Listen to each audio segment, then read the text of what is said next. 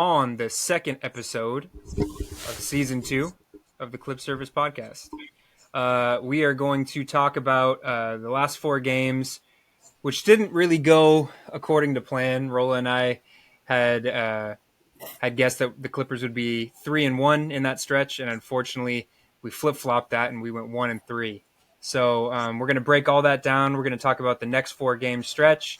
We're going to get into a little quick takes, and then Rola is going to talk a little bit about a little sweepstakes we got going on for you lovely fans out there. So without further ado, let's make it happen.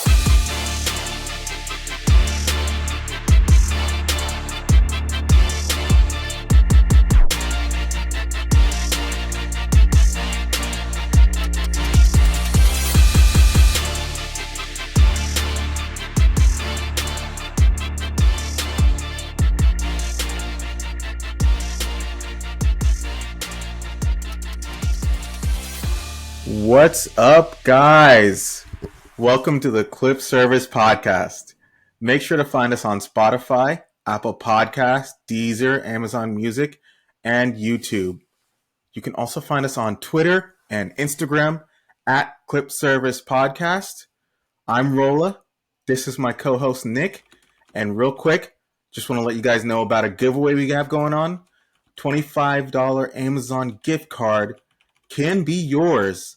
All you have to do is like our Instagram post and comment, and also like and comment on our YouTube post, and you will be entered in a giveaway, a chance to win $25. So make sure you guys check out our video and check out our post and do what you got to do. Nick, let's get right into it. Let's get right into it indeed, guys. Yes, as Rola said, do everything you can to win this gift card. Get that $25 in your pocket.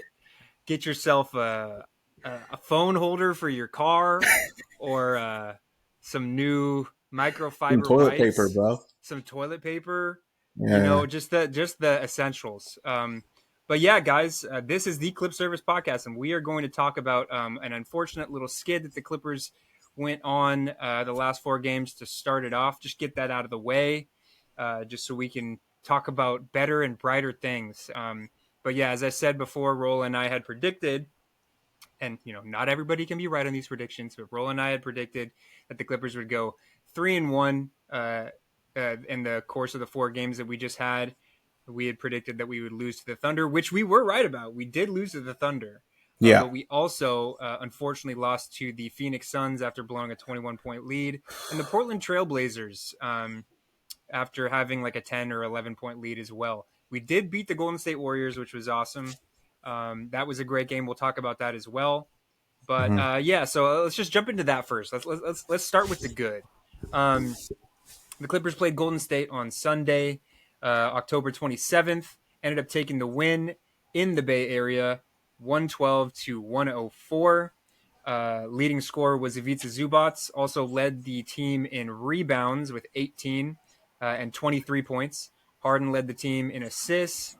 What was something that stood out to you off the top in this win over the Golden State Warriors, Rola? Also, Steph Curry did go down in this one, I think, in the third with an ankle injury, so that definitely helped. But give your takeaways for this one, Rola. I thought that this was a fantastic game from none other than Ivica Zubac. Yeah, and that's because he had 23 points and 18 boards. Like my hot take, well, I guess our hot take last episode was praising how good Zubac was going to be this season, and he's really showing it. He pretty much dominated the whole game, and I think that was probably the main thing, the number one thing that stood out to me. But I guess we can talk about this like another time, but to me it seems like Norman Powell is looking like our number one scoring option. I feel like he is kind of doing a lot to get the ball and to put the ball in the basket, because it doesn't look like anyone else can really do that outside of maybe Zubac. I mean, Derek Jones Jr. went 7 of 10 from the field and 3 of 4 from 3. Yeah, but I mean, most of the time we were expecting James Harden to be our scoring option, and kind of do everything try to be what that James Harden he was previously And he in actually had Houston. 23 points as well. I didn't even realize he was tied with Zoo for points. Yeah, I mean he had 23 points, but he took 19 shots. Yeah, You know what I 6 for mean? 19. He took the same amount of shots as Zubac, and I mean he went 2 of 12 from three. Very inefficient game Has been from James Harden. 11 assists, which I mean is always good, but he had 5 9 for 9 from turnovers. the line, which was awesome. 9 for 9 from the line. I Vintage. mean, that's what we expect. I mean, in the last episode, I think it was either the last episode. Oh, no, it was the last episode because I was going over the first couple games of the first week. But the expectation is James Harden is going to be 90+% from the free throw line, and like I said to last week, is I don't want to be critical of him, but I have to be. I mean, when you're capable of 9 of 9 for multiple games, being 90 plus, and then when we really need you to be 90 plus, you're not. That's called You're talking about choking. from the free throw line? Yeah, from the free throw line. That's called choking, and that's kind of what I was getting on James Harden for last week. But he did well from the line this game, but I thought everywhere else he was a little mediocre when it comes to what we expect of him. But I think overall the team played well to get the job done, and our bench unit really stepped up. Yeah, I think this was a better game from Kevin Porter. 7 points. He was 2 for 7 from the field, which isn't great, but I think he looked a little bit more deliberate in this one. We'll talk a little bit more about Kevin Porter, in the further throughout the episode. But I think this one was okay from him. Chris Dunn was fantastic. Had 4 steals. Chipped in with 9 rebounds, was a plus 20, led the team in plus minus. Only chipped in with 6 points, but again, that's not really what you need from Chris Dunn. He did everything that he was supposed to. He was a menace on the defensive end. That really helped. Um, Mm. Terrence was struggling in this one again. Only had 2 points, was a minus 10, 1 for 5 from the field. Didn't really chip in with any other stats. Terrence is struggling, and as you know, as we said before, I fully believe that he's going to figure it out and he's going to get back to the Terrence that we know. But it is hard to see, and part of me is like, I wonder if Ty Lue's looking at somebody that's playing on the bench right now to maybe add a little bit of pressure to Terrence. I mean, I think that he's probably our starter. I don't think that he would have gotten that contract extension if we didn't want him starting. But I think that there is some pressure, um, in terms of maybe losing some of your minutes to somebody else if you Right. can't, improve offensively. But that's one thing that we're going to be watching moving forward. Um, Not much to gripe about in this one. Obviously, we took the win. I would like to see better efficiency from James Harden, kind of piggybacking off what Rola said, but we got the win, and that's kind of all that matters. Norman Powell was great, 8 for 15 from the field, so not bad. He struggled a little bit from the 3 point line. I think the whole team is struggling a little bit from the 3 point line. Um, so I think that'll be another thing to watch. But this was a great one to get a win in, start off the that 4 game stretch the right way. Thought it was going to continue, but unfortunately it didn't, and that brings us to the next game. Um, Give me 1 second. That was the Trailblazers. Yes, yeah, that was the Trailblazers game on Wednesday. The Clippers end up taking the loss, 106-105. Very very close loss, very close game. But unfortunately, this was one that probably shouldn't have been close because the Clippers did have a double-digit lead at one point, kind of late in the game too, and the energy just kind of wasn't there down the stretch from the Clippers, and the Trailblazers took advantage. Chauncey Billups has the Trailblazers schedule, or excuse me, their record won't really reflect it, but the Trailblazers have been playing hard this season. Chauncey's Yeah. um, kind of got these guys to buy in. Anthony Simons was great in this one, 25 points. DeAndre Ayton was great, double-double with 15 and 12. Denny Avdia was great as well with the double-double, 10 and 13. The whole starting lineup for the Portland Trailblazers really you kind of rose to the occasion. And when the Clippers were looking gassed, or like Rola and I have talked about in the past, like when offense is kind of hard to come by with this Clippers team, Yeah. and we're stagnating, the Portland Trailblazers really took advantage of that down the stretch.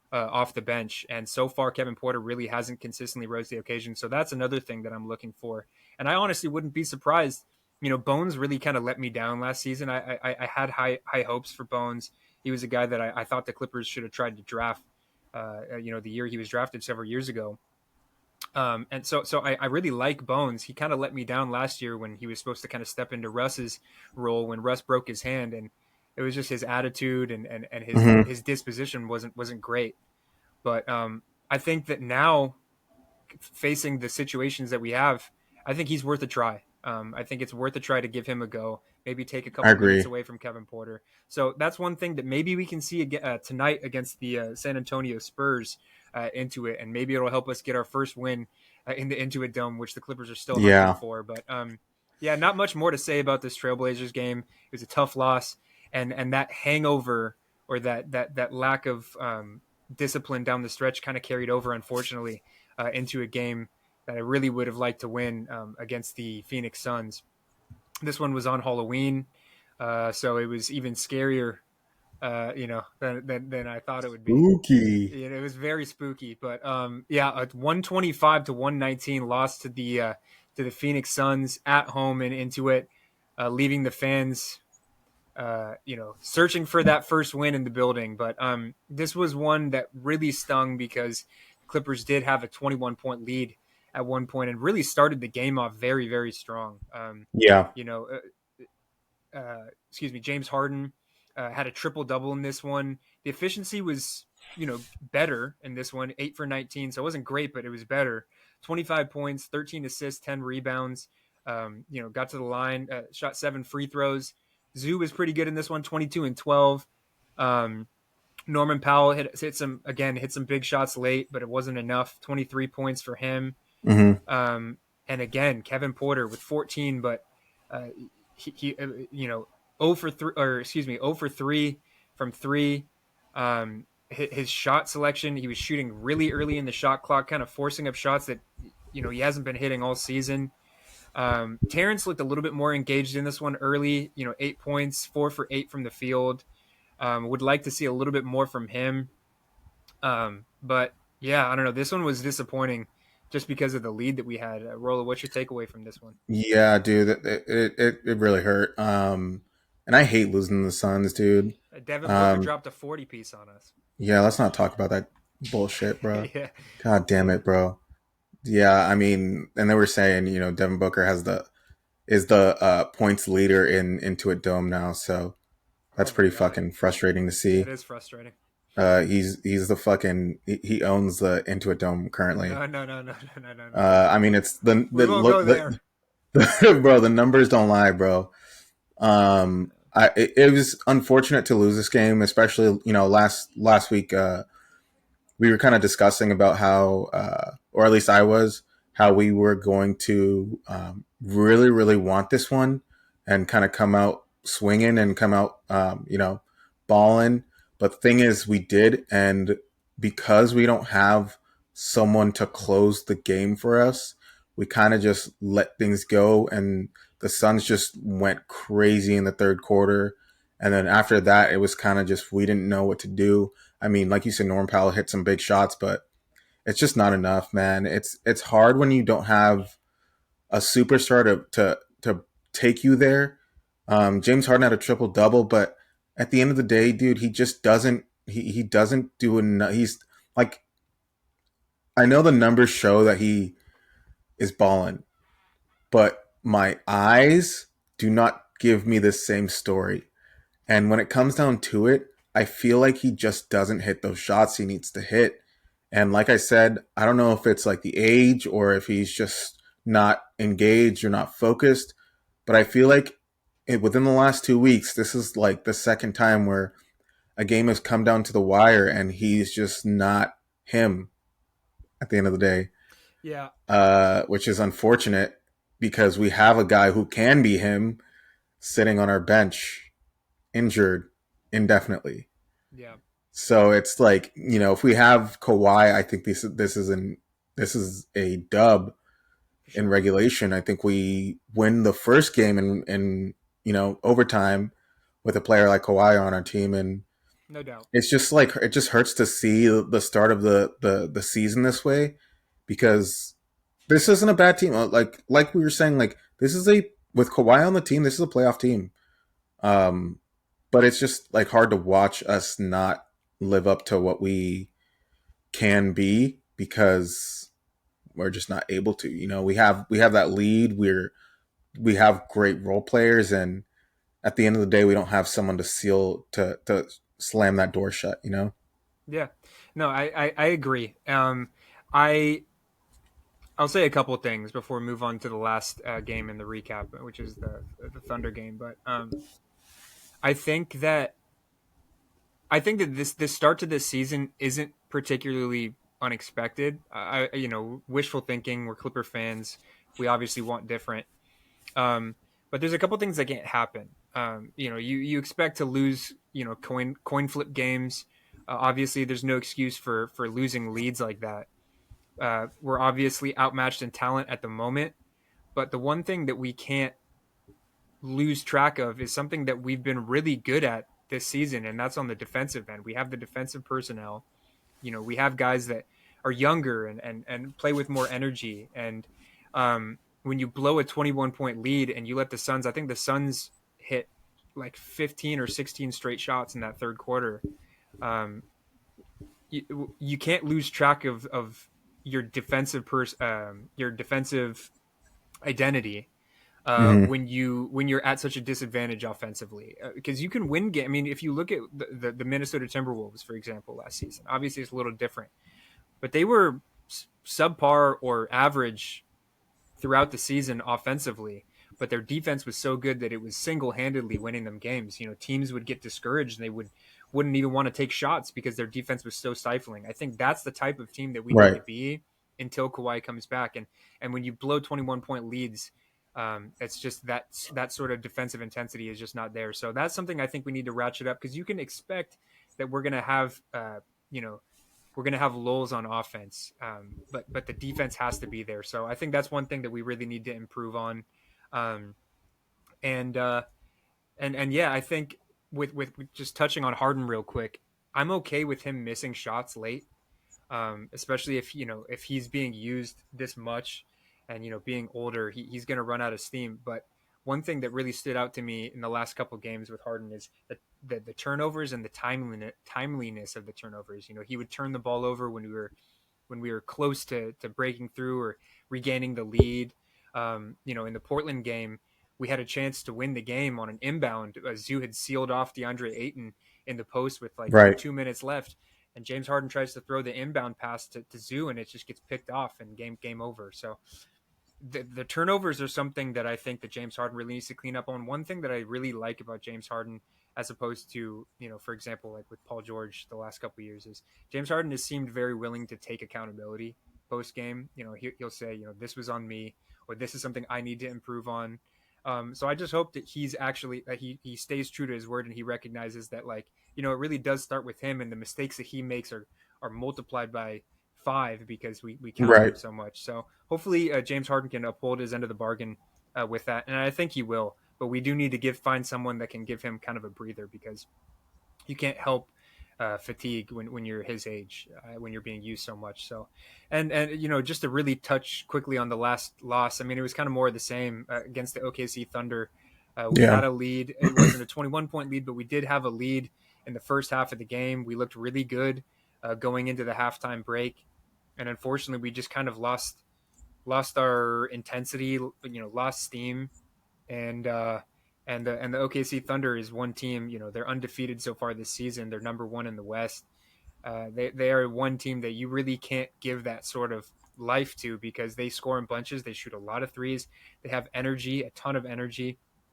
And this wasn't a fantastic game from really anybody in particular from the Thunder. Shea Gill just led the team in points with 25, and everybody else, in the starting lineup had double-digit points. But there wasn't like a monster performance from anybody in particular. Shea got to the line 9 times, or shot 9 free throws, was 9 for 9, a lot of free throws.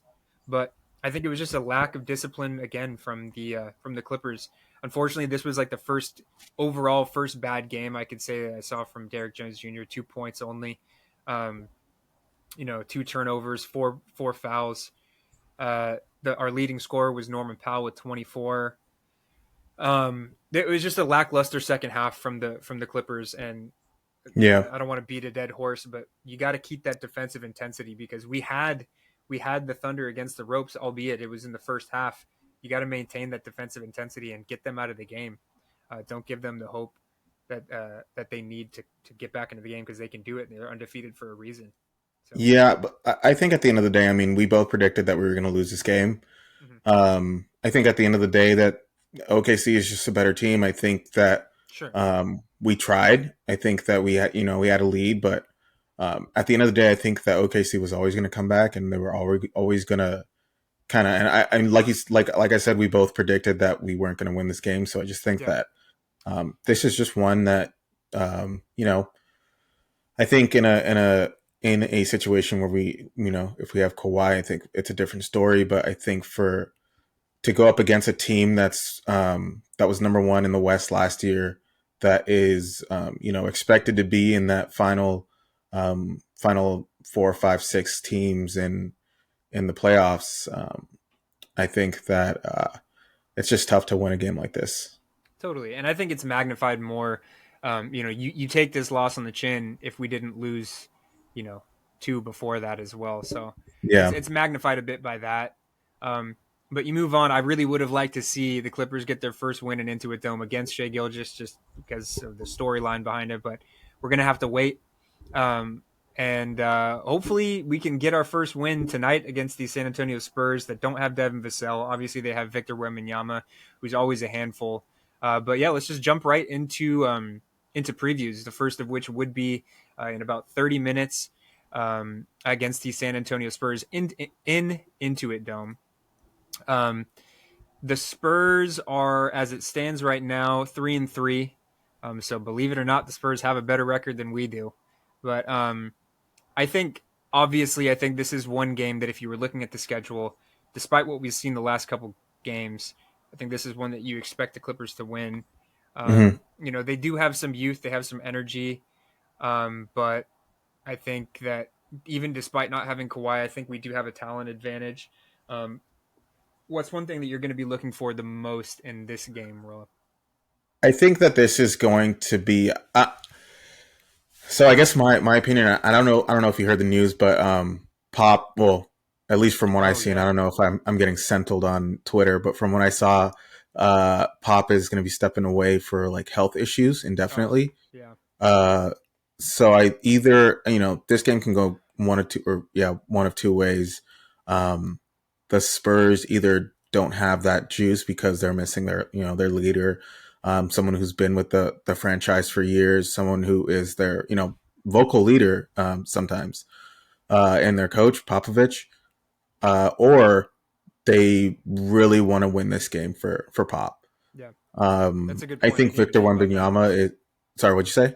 I said that's a great point. I didn't even think about that. Also, Yeah, also, prayers going out to yeah, grandpa. yeah. Just a great Prayers out guy. to Pop. Hopefully everything's all right. Um, but I mean, Wembanyama, everyone already knows this dude's pretty much unstoppable when he gets into his groove. So I think Zubac is gonna have his hands full tonight. But I think this is a winnable game against the Spurs. Just because we haven't had the dub into a dome yet. I think that our team is going to be really, really pushing to get that. We've had a lot of close games recently, and I think that the team's kind of over losing those close matchups. Sure. Um, I think this is one where Clipper fans have to come out and be rowdy and kind of will our team to a dub. Yeah, I agree. I think you mentioned Zoo. I think this is this game has the potential for a big Zoo game. Mm-hmm. Obviously, with Victor, it's a little tough because he does stretch the floor. Zoo's not a great perimeter defender as he shouldn't be. Just based on the type of player he is and his size and everything. But I think on offense, if they are going to throw, I don't know if they'll throw Sohan or Victor on Zoo on offense, but if Zoo can seal those guys out, he's a lot stronger than both of those guys. Oh yeah. And on offense, I think that he should try and punish Wemby, because Wemby just doesn't have. I mean, obviously he has the wingspan, but bump Wemby out of position and try and get him far enough to where he can't recover and finish through contact. I think offensively, Zoo is going to be. You're going to have to get him involved in offense, because Facts. you can't expect him. I'm curious to see how they're going to switch on defense when Wemby starts to play the perimeter. I don't know if it'll be Derek Jones, attempting to body him up at the 3-point line or contest at the 3-point line, or maybe even Nico. Nico's can guard basically 1 through 5, and he's a little older, but he's such a Mm-hmm. heads up defender. I'm curious to see how they're going to defend Wemby once he stretches it out to the perimeter. Also, another wrinkle with the Spurs team this season is Chris Paul is running the show, and him and Wemby, have the synergy between them has looked really good so far. So I Yeah. think that just make sure. I think in this game you kind of got to play Chris Paul the same way you play Jokic, where don't throw doubles at him to try and get the ball out of his hands, because he's gonna get the ball out of his hands. Because the moment you throw a double, he's gonna find whoever's open, and chances are it's gonna Right. be Wemby. So I think just throw either Terrence or Chris Dunn or one of our better on ball defenders on Chris Paul, guard him straight up, and just try and get him uncomfortable. Don't let him just completely dissect the offense, because although Chris Paul is like in his late 30s, he's still a fantastic Still got player, that and IQ. yeah, one of the greatest floor generals of all time. So I think those two guys in particular, Jeremy Sohan's having a great season, but as long as you kind of don't let him score off of second chance points, which is something that he really likes to do, and maybe even try and get him to shoot, because I know that he is attempting threes this season. Maybe just kind of force him out to the 3-point line and test your luck with him out there. But other than that, I think Stephon Castle is having a good rookie season so far. They have guys that can provide that energy. Keldon Johnson. But I think this is one that we could win. I think Wemby and Chris Paul are the two guys that we got to take a very close look at in this one to try and secure our first win into it. The next game that we're having is going to be on Wednesday, November 6th, and that will be against the Philadelphia 76ers with Paul George, who is playing tonight. He will be back in the lineup after suffering a knee injury, I think preseason. But yeah, this will be an interesting one. It'll be an Intuit Dome. Paul George will be returning for the first time since he left for Philly. Rola, I want your takeaway from this one and what we want Uh, to look for. thing is, the people wanted to see the Kawhi Paul George matchup. And it looks like we won't be getting it for a while, but you know, we're I think we're gonna fight, but at the end of the day, Embiid is playing, correct?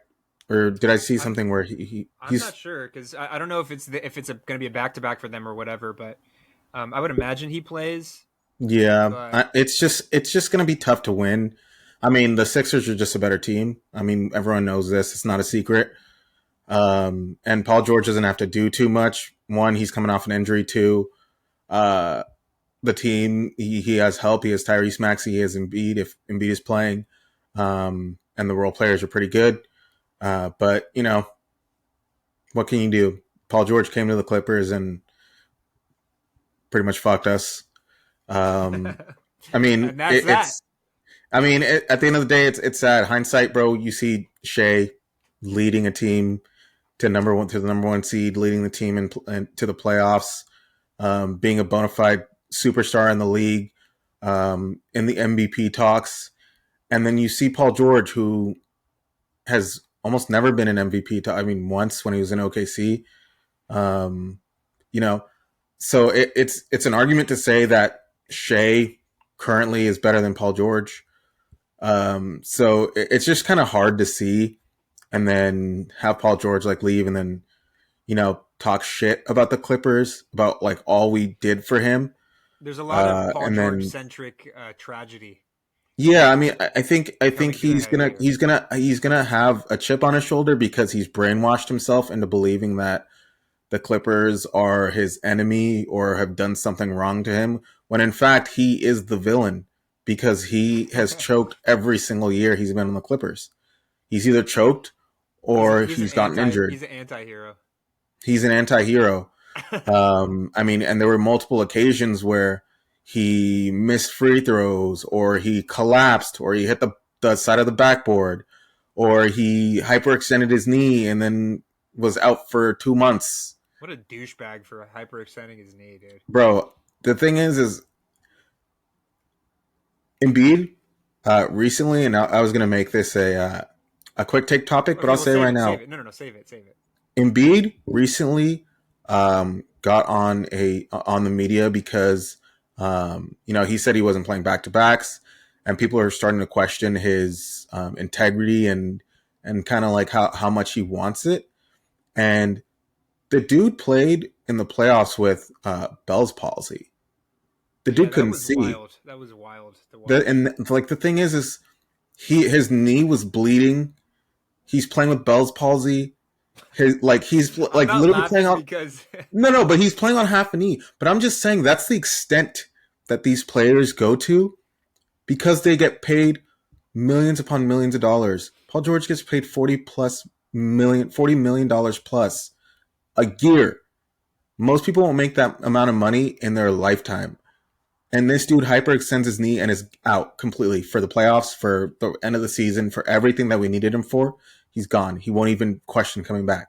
And that's the thing. People talk about like the medical staff, but at the end of the day, it's the player's choice.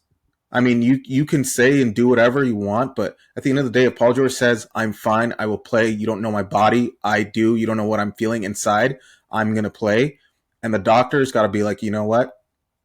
You can stand, you can run, you can dribble, you can do everything. If you want to take that risk, take that risk. And most players, because they get paid so much, they will take that risk because they know how rare it is to win a championship in the NBA.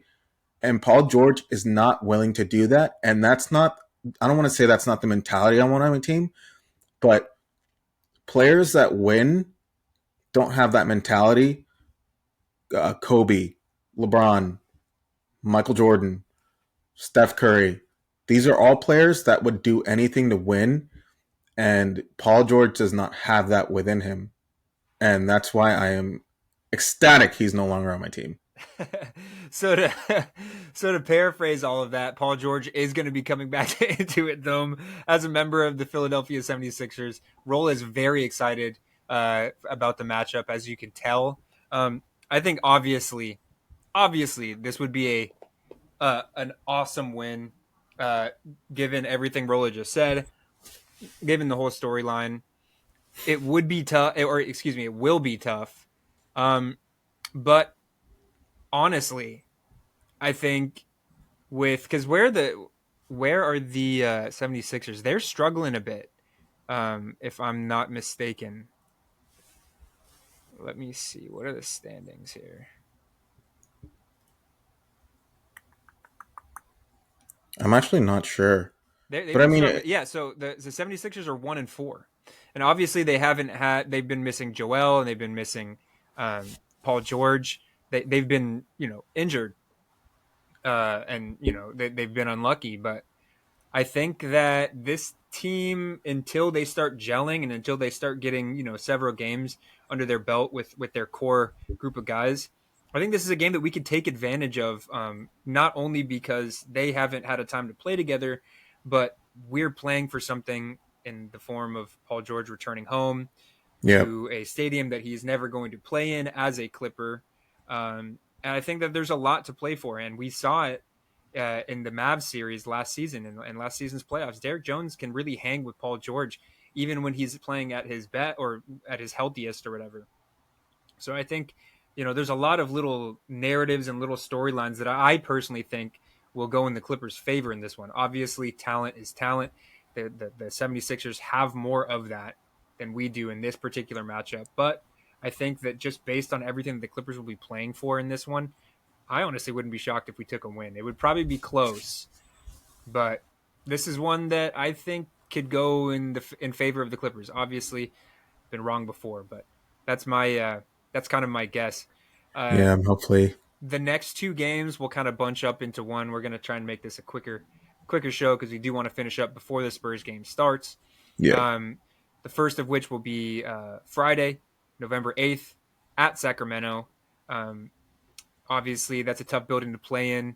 They're a tough team Like to the play. beam. Yeah, exactly. They're a tough team to play against. They play very fast. De'Aaron Fox is still one of the fastest players in the league. Sabonis. They do now have DeMar DeRozan, who does tend to play pretty well against the Clippers. They got Malik Monk and Kevin Huerter and guys that typically do pretty well against the Clippers. So this is going to be a tough one.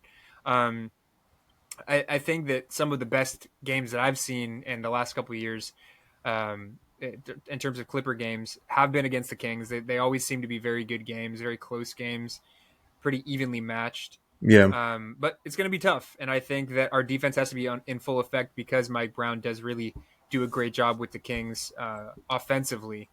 Has them all bought in. They play very, like I said, they play very fast. They're pretty efficient on offense, and now you have another wrinkle in DeMar DeRozan who can score from that mid-range spot. Clippers really need to focus up. I think more so than the Philly game. I think the Clippers really need to be sharp defensively for this one because Oh yeah. Yeah, there I are a agree. lot of offensive weapons on this Kings team, and they're a good team, and they have been. The last couple seasons they've really kind of turned their franchise around, and they're competitive. So I don't know what Rola. Do you have any takeaways from this one? No, I think you said it perfectly. They do have a ton of weapons, and we really got to lock in on this one. Yeah, absolutely. And the final one before the next episode next week is going to be the Toronto Raptors, and that one's going to come on Saturday, November 9th, uh, against Toronto in the Intuit Dome. Toronto, obviously, I don't know if Scotty Barnes is. I can't remember what he's out with, but I don't believe he's playing at this No, I point don't in think he's going to time. play. Same thing, I think, with Emmanuel Quickly. He's been out of the lineup for the last couple games. Um, they are getting contributions from obviously RJ Barrett, who's kind of been the go-to guy with those two guys out. Jonathan Mobo, their rookie, has been really, really good. He's kind of cut from the same cloth as a lot of the Raptors players the last couple years, where he's long. He's not really a five. He's not really a four or a three. He's kind of very switchable, kind of like guys like Chris Boucher and Precious Achua and guys like that they've had over the course of the last couple of years that are pretty switchable. So they're versatile defensively. Obviously, I think that in this one we probably have the talent advantage. So I would love to see a win in this one, but they play hard, they play tough.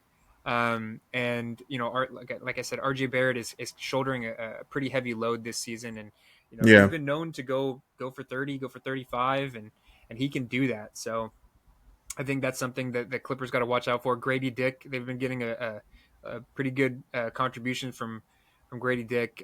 So they have weapons, but I think that this is one that the Clippers will win, especially if we can take a win against one of either or both the 76ers or the Sacramento Kings. I think that kind of that jolt of energy will really help the Clippers kind of handle business in this Toronto game, or so I hope, or so I expect. Um, I'm not going to give any predictions. I don't know, Rolla, if you wanted to. I'm not going to give any predictions Nah, for this dude, we stretch jinxed it last because time. we jinxed it last time. But I think I expect to be pleasantly surprised. I don't know what that's going to come in the form of, whether I can it's see that. more contributions from Terrence Mann, or some better efficiency from James, or some big zoo games, or maybe Kevin Porter won't be a dipshit. 70% of the time he's on the floor. I would love to see something to be positive about, and I think that we might get some of that in this next stretch. So I think we're going to jump into a quick little segment of quick takes. And then we're going to get on out of here and watch, hopefully, a win against the San Antonio Spurs. So, Rolla, go ahead and take it away. Of course. So I don't have too many quick takes this week. I feel like not too much went crazy. I mean, Pop kind of having like health issues was a little bit too serious to add to the quick take, but there is one quick How would you take. have a quick take with that? What do you think Just Pop's actually dealing with? no, just like on whether you think like the Spurs are going to go off today, or Oh, I you see. know I see. have it be have it affect them on the court. Sure. But here is a quick, and remember, this is quick. A Yeah, I minute didn't to I didn't 2 minutes understand the max. assignment last time. So guys, I apologize. We're gonna um, keep it short and sweet. so recently, you know, uh, the media, they interview players, they ask players questions. Recently, they asked Kevin Durant about the great Stephen A. Smith, and Kevin Durant called Stephen A clown. And I'm paraphrasing here. That doesn't know basketball, that doesn't go to games, that doesn't go to practices, that isn't in the locker room.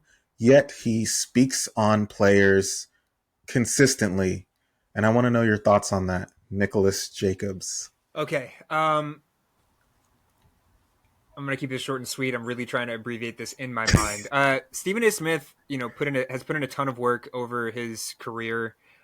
Nobody can really take that away from him. But I think the last like 5 or 6 years ish, he's gotten really bad in terms of his casual takes. I think a lot of the stuff that he says, he kind of contradicts himself with. He always claims that he never attacks a player for the person or their character or anything like that. But then he goes and calls people fat and calls people, that they should retire. And like, he really, I mean, that's basically questioning someone's character without literally saying they're a bad person. So I agree with Kevin Durant to a point. I think that he's kind of pandering to the same market that guys like Perk are pandering to, or guys like Shaq, or to an extent Charles Barkley and stuff like that, which is something that I don't really I can't make excuses for. I think if you're going to have NBA analysis, you have to have a base for what you're saying, and I don't think he does half the time. So, yeah, that was a fantastic, quick take. I know I was sweating, dude. I was sweating because I know you were really. Yeah, I had my stopwatch, bro. Very seriously. I'll just say really quick. I could see that. As the people know, I'm a fan of Stephen A. Smith. But I don't want to hear anything from Kevin Durant. Kevin Durant is someone who has started a media company, has religiously been on Twitter, so much so that he created a burner account to talk shit was about. That confirmed? That was confirmed, okay. Yeah, and it was confirmed by himself. To talk shit about, whatever, talk, argue with fans, do whatever, right?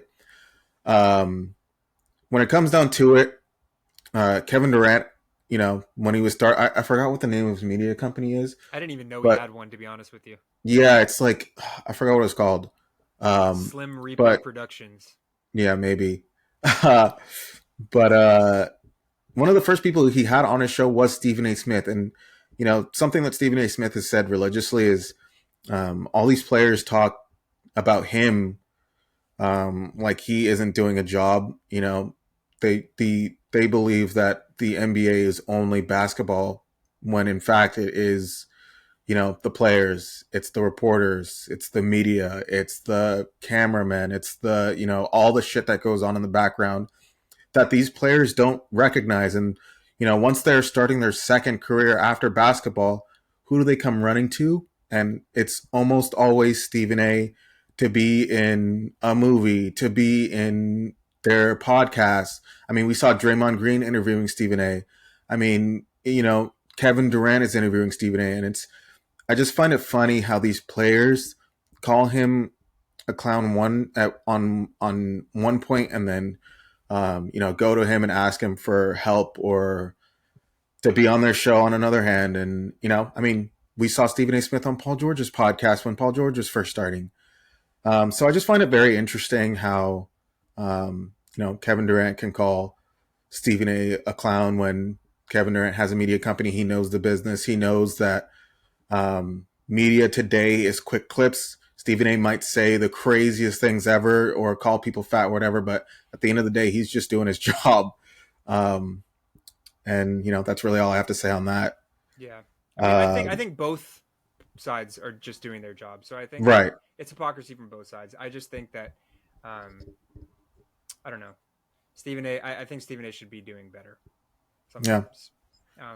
But yeah, did you have anything else for me? And the second quick take, it's got to be quick. I think it was last week, Rudy Gobert. There's a clip of him, shoving. I forget who it was, but it was the Nuggets shoving players. Who? Christian Brown dunked on Rudy Gobert. Oh, right. And Rudy Gobert shoved him. Yeah. And then he looks over and he sees none other than Russell Westbrook sprinting at him. and this dude he didn't want it. He was frightened. Halloween, bro. He was scared to his fucking core. Trick or treat, baby. So I want to ask you, how do you feel about Russell Westbrook sprinting at Rudy Gobert? And if you feel like you would have reacted the same as Rudy Gobert. Oh my God. Okay, yeah, I do have opinions on this. I will make it quick. I think that that's part of the reason why Russell Westbrook endeared himself so much to me, and it was always something that I knew that Russell Westbrook, was part of his fiber and his makeup as a person and as a player. He would always stand up for his teammates. But, just watching him in the first half of his career with the rivalries, it was hard to watch and I hated on him for it. But when he came to the Clippers and, he was always sticking up for his teammates and always, always cheering for his teammates and stuff like that. It was one of the reasons why Russ really endeared himself to me during his time as a Clipper. You say what you want about his field goals and stuff like that, but Russ is a very good teammate and he's going to go to war for his teammates. And I think that you don't expect anything different from Russ to charge full speed into Rudy Gobert. I can't hate on Rudy Gobert in this situation too much because if I was 7 feet, if I was built like Rudy Gobert and I turned around and I saw 6'5" Russell Westbrook, who's still very fast, still very intense, charging at me full speed, to be honest, I would be shook. Because Russell Westbrook is very intense, and he plays with his heart in his sleeve, and he leaves it all on the floor, and having that big ass dude charge at you full speed, I would be shook. So to be honest, I would maybe do a little bit better job of holding it together than Rudy did. I don't like Rudy Gobert, so there's a little bit of a bias there. Right. But I would be shook. I would 100% be shook. I don't care how tall I am. If Russell Westbrook's sprinting at me full speed, I would kind of be frozen a little bit. Deer in headlights vibes. Yeah, I agree. Yeah, I mean, it's Russell Westbrook. We all know how intense he is.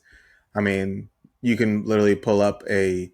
I'm surprised he didn't just run through Rudy Gobert, just split him like a saloon door. He's terrifying. I mean, we've all seen his dunk highlight tape, and that's just someone that might be like top 5 players in the league. You do not want to fight or be in any sort of quarrel with, because this dude is pretty terrifying. Yeah, he is. And those are my quick takes for the week. I'll have a couple more next week. So nice, great job. We'll get into that.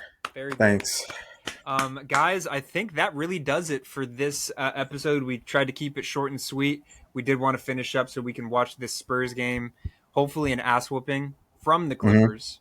And let's get that first dub and into it. Let's give the fans what they want to see, what they've been waiting for several weeks, and let's take a win against Victor Wembanyama and the San Antonio Spurs.